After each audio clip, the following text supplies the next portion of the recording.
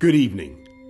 The coronavirus is the biggest threat this country has faced for decades, and this country is not alone. London bus driver Hussein Yusuf Egal came home one night to this block of flats in North London and told his wife Marion he had caught COVID-19. It was a scene which was played out across the capital thousands of times in the last 2 years. But what happened next was unique.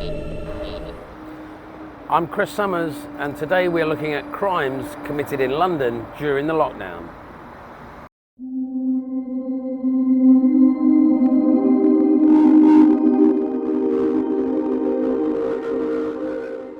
The first lockdown began on the 23rd of March 2020, when the Prime Minister Boris Johnson announced tough new rules in an attempt to stem the spread of a virus which had at that point claimed the lives of 335 people.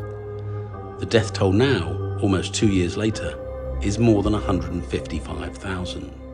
It was only 2 weeks into that lockdown when 66-year-old Hussein Yusuf Egal believed he had caught COVID. He claimed his wife responded by telling him he should get out and die on the street rather than infecting her.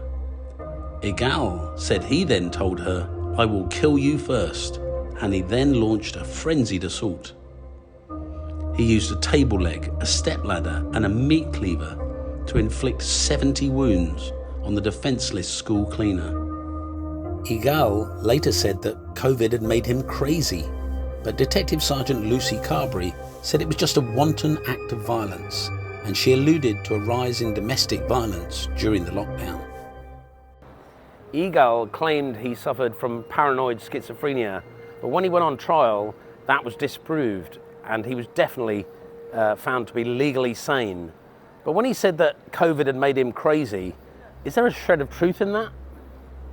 When COVID-19 first hit and then the subsequent lockdown happened, I think it had a massive impact on most people's mental health. So there would have been a lot of health anxiety, a lot of uncertainty. And then with the lockdown, you would have had isolation.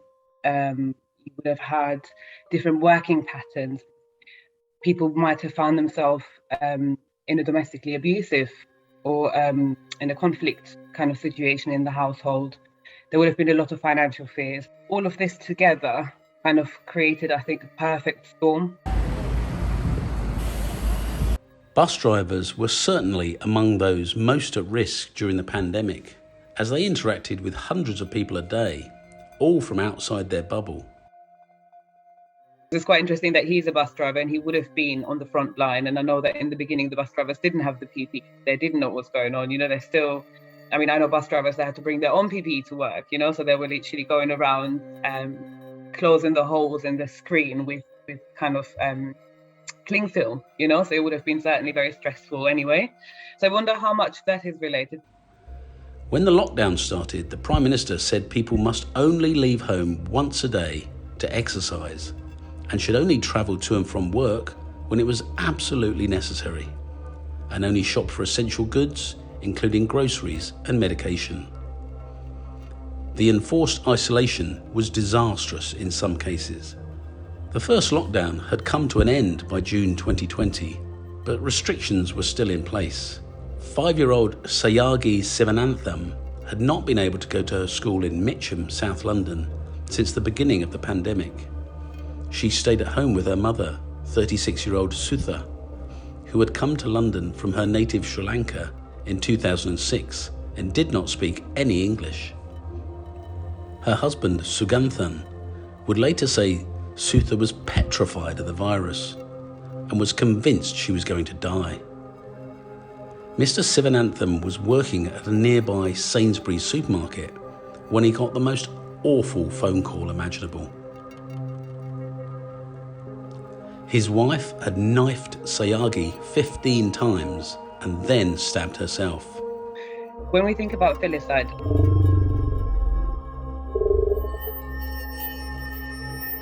I think in one framework, they kind of put it into 5 different categories. So for the purpose of what we're talking about, actually the 2 most common ones, or the 2 most common reasons or categories why people kill their children are altruistic filicide, which is when a parent kills their child because they feel it's in the child's best interest. And that's where the suicide also comes in, or they want to kill themselves and they feel that actually the world is too cruel for the child to remain there. The other one is the kind of psychotic illness. So when a parent when they have hallucinations, maybe voices telling them to kill the child, and it might be because the voices are saying that you will die, or, the world will be destroyed, or, the devil will come. In light of these hallucinations, the parents then obey the voices, the hallucinations that they have, and then, in a kind of loss of reality, then go on to kill their child. The night before she killed their daughter, Sutha had asked her husband if he would take care of her children in the event of her death. She had called friends during the day complaining about her health, and then around 4 p.m, neighbours heard screaming coming from the flat and discovered a bloodbath. One neighbour, NHS worker Elsa Gonzalez, said of Siagi, "She was so smart and so tough. She was such a good girl. My heart breaks for her." Sutha Sivanantham survived her self-inflicted injuries, but was later detained under the Mental Health Act. The psychologist who examined her said that the stress and isolation of the pandemic and the lockdown had definitely contributed to her deteriorating mental health. The lockdown also played a part in the murder of Sonia Butron Calvi, 66, and her 60-year-old partner, Edgar Aguilera Daza.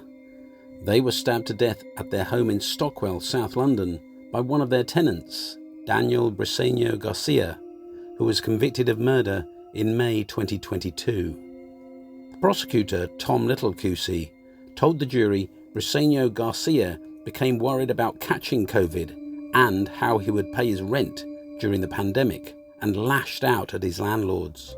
The restrictions were lifted in the summer of 2020, but coronavirus cases and deaths began to rise again in the autumn, and in November, a second lockdown was imposed for a month.